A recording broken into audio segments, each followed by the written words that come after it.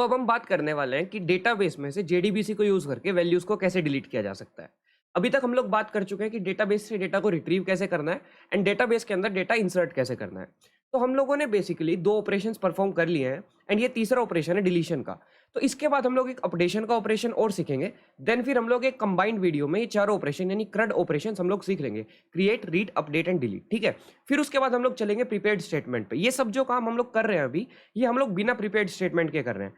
तो इनका थोड़ा सा ड्रॉबैक है, प्रीपेड स्टेटमेंट जो है वो बहुत फास्ट है इनके कंपैरेटिवली एंड सिक्योरिटी वाइज भी वो बहुत ज़्यादा इंपॉर्टेंट है। तो उस केस में हम लोगों के लिए जरूरी हो जाता है प्रीपेड स्टेटमेंट को सीखना। लेकिन अभी हमें ये सीखना है कि हम लोग ऐसे भी डायरेक्टली भी डेटाबेस के साथ करंट ऑपरेशंस परफॉर्म कर सकते हैं। ठीक है, ओके। तो अभी तक हम लोग क्या कर रहे थे, अभी तक हम लोग इंसर्ट कर रहे थे। मैं एक बार आपको दिखा देता हूँ मेरे डेटाबेस के अंदर क्या डेटा पड़ा हुआ है। तो मैं यहाँ पे सिलेक्ट एस्टेरिस्क फ्रॉम एम्प्लॉइज लिखता हूँ। तो दो एंट्रीज मेरे पास है, कुणाल एंड हेमंत।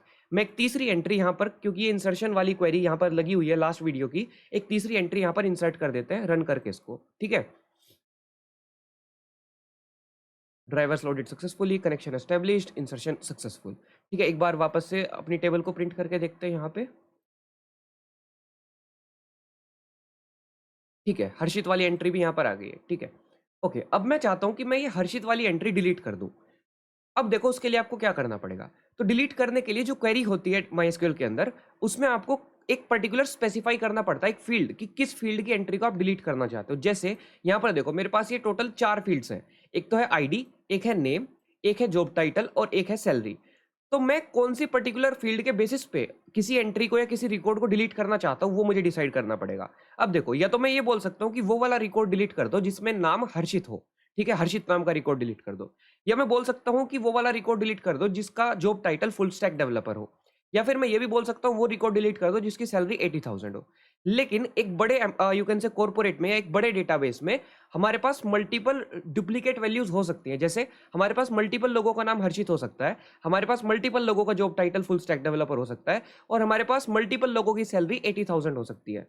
तो उस केस में हमें मान के चलो ये वाला हर्षित डिलीट करना है एंड मैं वहां पे सैलरी को 80,000 पैरामीटर सेट करके डिलीट कर दूं रिकॉर्ड्स को, तो हमारे पास मल्टीपल रिकॉर्ड्स डिलीट हो जाएंगे, ना कि एक रिकॉर्ड। ठीक है, तो उस केस में हमें कुछ ऐसा फील्ड चूज करना पड़ेगा जो किसी भी पर्टिकुलर रिकॉर्ड को स्पेसिफिकली डिस्टिंग्विश करता हो, यानी सबसे अलग कर देता हो। तो उस केस में हम लोगों ने आईडी को प्राइमरी की बनाया था। अगर आपने ध्यान दिया हो कि जब हमने डेटाबेस क्रिएट किया था और यहाँ पे टेबल क्रिएट की थी, तो उस केस में मैंने आईडी को पहले से ही प्राइमरी की बना दिया था।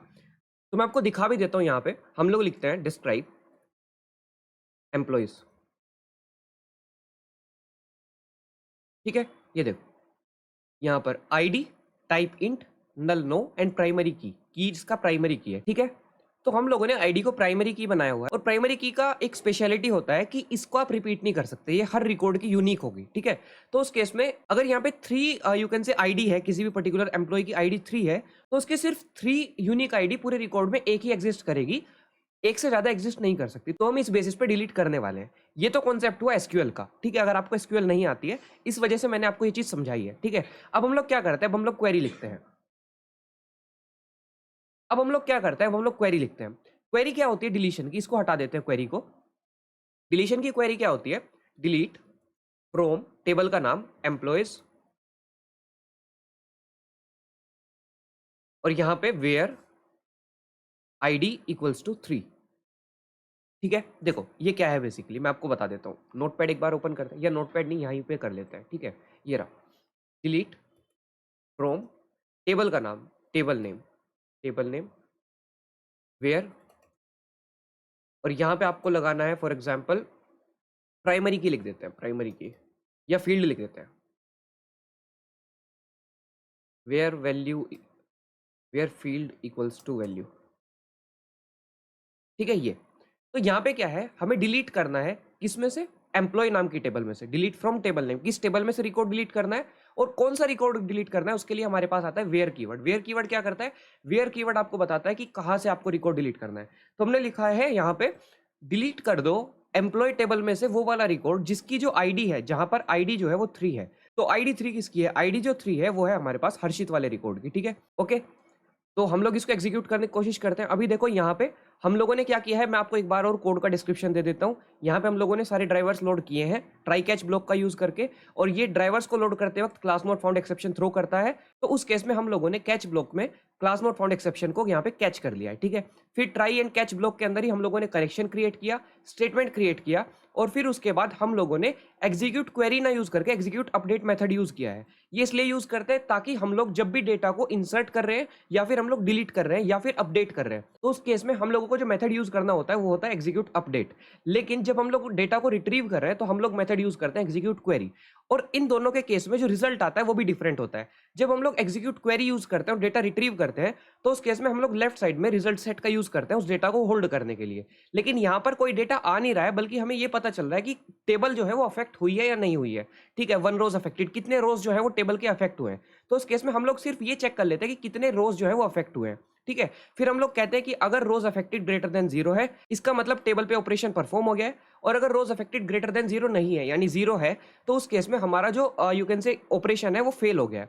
तो यहाँ पर देखो, अभी हमने डिलीशन का ऑपरेशन किया है, तो इसको मैं रिप्लेस कर देता हूँ डिलीशन से। Deletion failed and sorry deletion successful, and यहाँ पे हम लोग लिख देते हैं डिलीशन फेल्ड, ठीक है।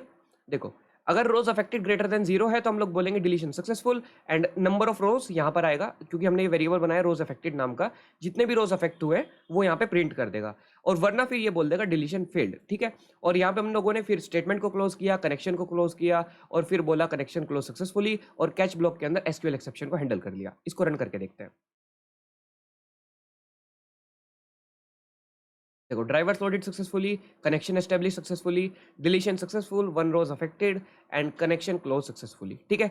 चेक करते हैं हमारी टेबल के अंदर से वो एंट्री जा चुकी है या अभी भी है, ठीक है। रन करते हैं, सिलेक्ट स्ट्रिक फ्रॉम एम्प्लॉइज।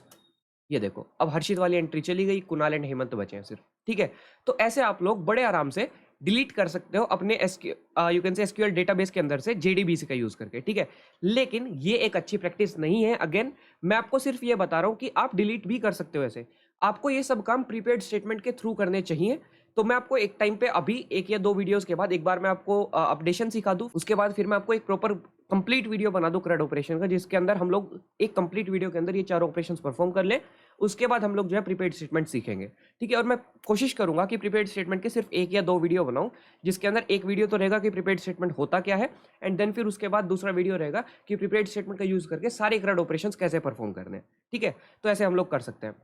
तो आई होप आपको वीडियो अच्छा लगा होगा। वीडियो अच्छा लगा तो लाइक कीजिए, चैनल को सब्सक्राइब कीजिए, एंड बने रहिए हमारे साथ ऐसे इन्फॉर्मेटिव वीडियोस के लिए। Thank you so much.